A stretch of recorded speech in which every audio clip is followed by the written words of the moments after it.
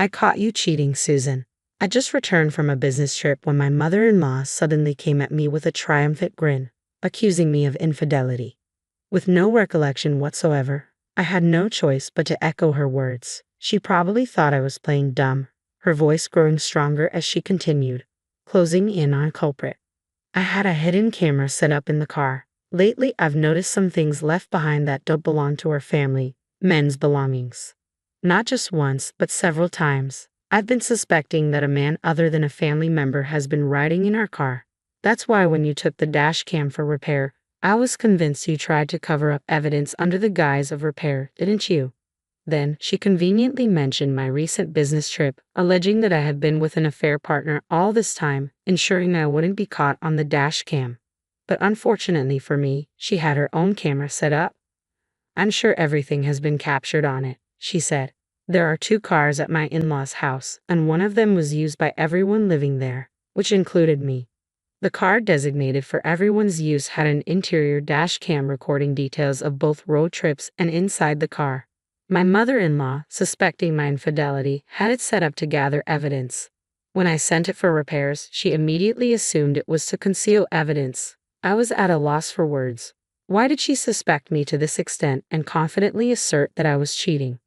Most likely, it was because of my past job as a hostess at a lounge during my college days. My family wasn't wealthy, so I worked as a hostess to pay for my college tuition. My parents suggested I apply for student loans, but I declined. Working as a hostess provided flexible hours, mainly at night, allowing me to plan around my classes and other activities. Socializing with older men provided valuable learning experiences about economic structures and different industries, which proved useful in my current job. When I started dating my husband Mike, he knew about my past but didn't disclose it to his family, especially his conservative mother. However, during a visit to his parents before our marriage, his mother discovered my past job and erupted in outrage, demanding that Mike break up with me. Mike defended me, explaining that I only worked as a hostess serving drinks and having conversations, but his mother's reaction had already tainted her perception of me. I knew that, so why didn't you tell me? Mike sighed deeply. Because I knew this would happen. I was waiting for the right time to talk to you about it. How did you find out, anyway? With some hesitation, his mother replied in a faltering tone. Melissa started talking about how she wanted to work as a hostess to earn money. She apparently came across a top all-time popular hostesses article online and found Susan. Melissa is Mike's younger sister. She's into flashy things, has a tendency to change boyfriends frequently, and definitely fits the typical image of a hostess in general. So it's okay if your own daughter wants to become a hostess, but it's not okay for anyone else. As Mike spoke with a mixture of exasperation and disbelief, his mother's voice grew shrill. I never said it was okay for her. How rude. But you didn't scold her like this, did you? Wow, when you brought this woman here the first time, I thought she was a respectable young lady, and I was relieved. I didn't know she was a filthy woman. She deceived us. Susan is indeed very responsible. She worked as a hostess to pay for her tuition, not for mere leisure like Melissa. She didn't neglect her studies and quit right after she graduated. She even secured a position at a reputable company. Her performance at work was even better than mine. At these words, his mother clenched her lips in frustration while I was deeply moved. He stood up for me as I was being condemned, but I couldn't help but feel concerned about the deteriorating relationship between myself and the woman who could become my mother-in-law. Just as I was contemplating the challenges of marrying Mike despite my love for him, he surprised me with a proposal. But what about your mother? She would absolutely be against us getting married. Don't worry about her. My dad used to take his clients to lounges with hostess services for business, so he understands. He actually helped me convince my mom. Really? Absolutely. While I was skeptical, Mike was full of confidence. Despite my lingering anxiety, I chose to trust him and nodded in agreement.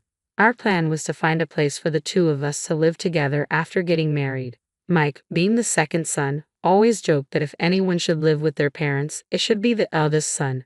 His older brother wasn't married at the time but had a fiancée, so I naturally assumed they would be the ones to move in with my in-laws. But then we'd rather have Mike live with us. To my surprise, my mother-in-law, who had previously belittled and criticized me as the filthy woman, was the one who brought up such a proposition. I couldn't fathom her intentions, but since we had already pushed through with the marriage against her wishes, I couldn't refuse when Mike voiced his worries, asking if I was going to be okay. I confidently assured him that I was going to be fine. Shortly after our marriage, we began living in Mike's parents' house. Our newlywed life consisted of living together with my in-laws and sister-in-law.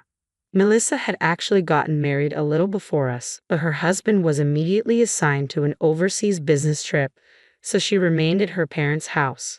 Just like Mike said, my father-in-law was understanding and treated me kindly. It helped that I had experience conversing with older men, so our talks were quite engaging.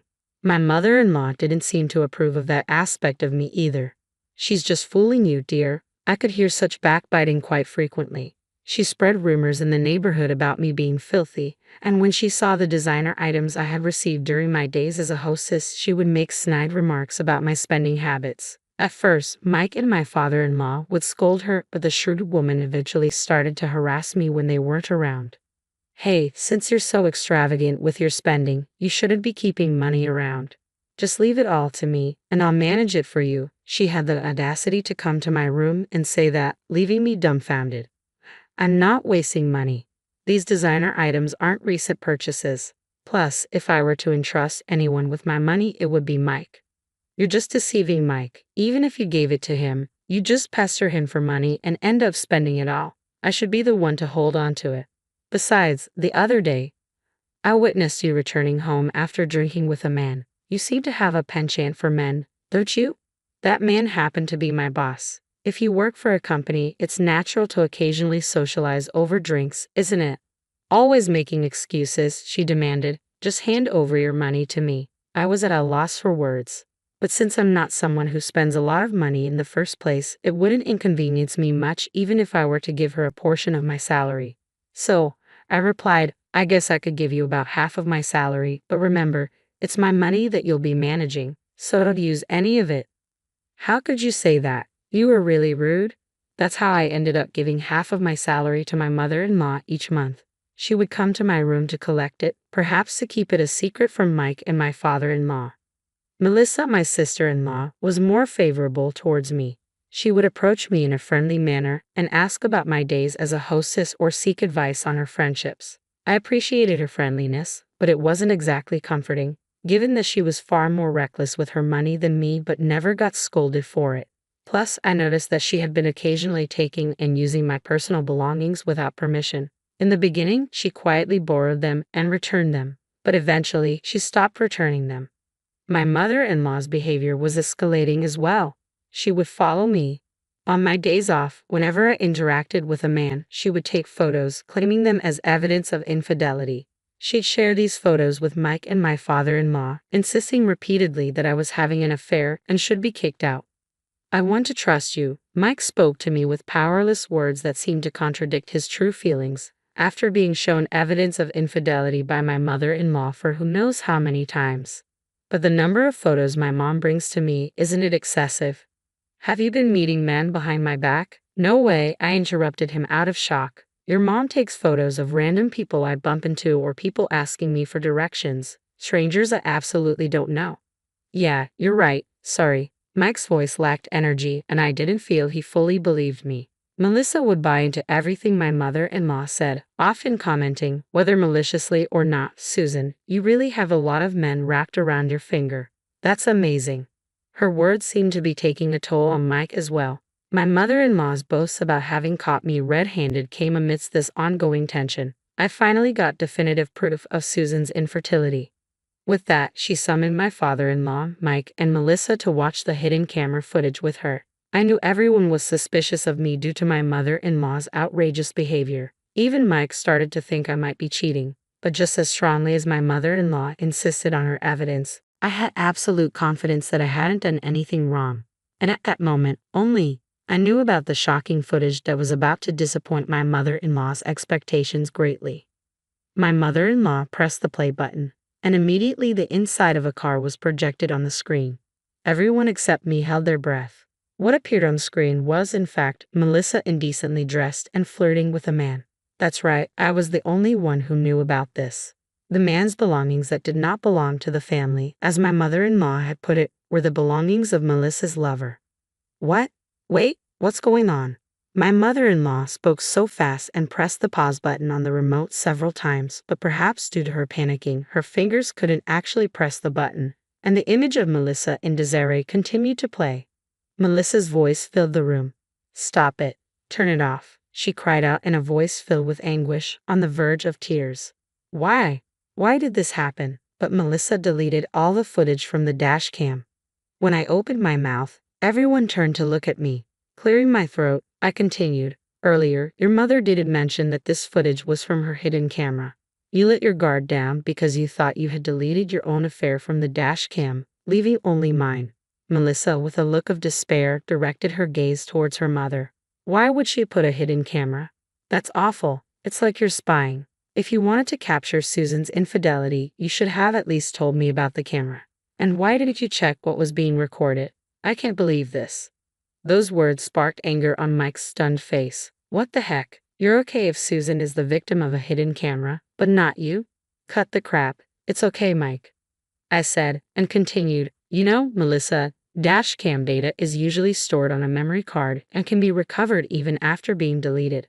The dash cam was acting up, and because I knew that you've been deleting things, I had it restored while it was being repaired. So, your fare is recorded on the dash cam too. Oh, and obviously, there's nothing of mine. I never cheated. Tears swelled up in Melissa's eyes as she stared at me. Why? Why would you do this to me?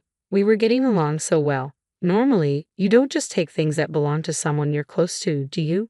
And didn't you, along with your mother, keep saying that I was having an affair? If it really was a relationship based on mutual respect, we wouldn't do such things to each other. It's only natural to be angry if someone does that. I didn't take anything without permission. Melissa passionately argued to the point of straining her voice, but such lies won't hold up. Yes, you have. I even have evidence. You didn't notice the hidden camera in my room that has been set up for a long time now, did you? Yes, for a long time. I could see my mother-in-law's body tense up at those words. A smile crept up on my face. Well, it looks like he finally figured it out. It's captured on camera, the day you came to my room and accused me of being extravagant with money, demanding that I hand over my salary. I even have footage that shows you coming to my room every month to collect the money. My mother-in-law's face turned deep red. That's because you squander your money. I was just holding on to it for you. So, where's all this money you've been holding on to for me? No rebuttal came. My mother-in-law's face remained red, and her teeth clenched in frustration. I know what you were up to. You've been following me every time I leave the house. But I've also been following you when you go out, and you know what? You've been going to male strip clubs, haven't you? Multiple times a week. You needed money for your addiction. My father-in-law finally spoke up. He looked at my mother-in-law intently, as if pleading with his eyes. She lowered her gaze. Well, it's true in a way. I may have gone there occasionally. But Susan, can we see the footage from your hidden camera? When my father-in-law spoke, my mother-in-law unleashed her words as if she had been struck. There's no need for that. Having a hidden camera in the first place is despicable. But you did the same, didn't you? Mike said with a sigh. Moreover, you were the one who placed hidden cameras in the car used by all of us and secretly followed and took photos of Susan. Susan only had a camera in her own room. Which do you think is more despicable? Once again, my mother-in-law seemed at a loss for words. I went to fetch the camera in my room with my father-in-law, and we checked the footage. There was Melissa stealing my belongings and my mother-in-law demanding money and coming to collect it. Everything was recorded. I am truly sorry. Once we finished watching the footage, my father-in-law apologized. Even when I told him it was okay, he wouldn't stop apologizing. Mike joined him and apologized to me as well. I screwed up. I should have stopped Mom from following you and taking photos. I let my own insecurities get the better of me. I'm sorry. He looked up with worried eyes and asked, Can I still be your husband, Susan? Of course you can. At my words, Mike finally smiled. My father-in-law demanded my mother-in-law to return the money to me and also served her with divorce papers. Despite her pleas of having no money and begging him not to leave her, my father-in-law was resolute, and they ultimately divorced. She's now working full-time in order to repay me and cover her living expenses. I'm sure she doesn't have any spare time to visit strip clubs anymore. Melissa was kicked out of the house, and her husband, who is still on his business trip abroad, left her as well. It didn't seem like she was particularly bothered by the divorce, perhaps because she had always been averse to being tied down by one man. On the other hand, what seemed to hit her hard was having to repay me for the numerous designer items she stole from me. She finally started working as a hostess, but not being particularly bright or street smart, she doesn't seem to be doing well. There's even talk of her turning into a sex worker to make ends meet. While I can't say for certain, it seems she's desperate to make money. As for me, I'm living happily with Mike and my father-in-law in his home. As expected, conversations with my father-in-law flowed smoothly, and my husband would often ask to join in, maybe because he was jokingly jealous of our relationship. The three of us laugh and enjoy our time together every day.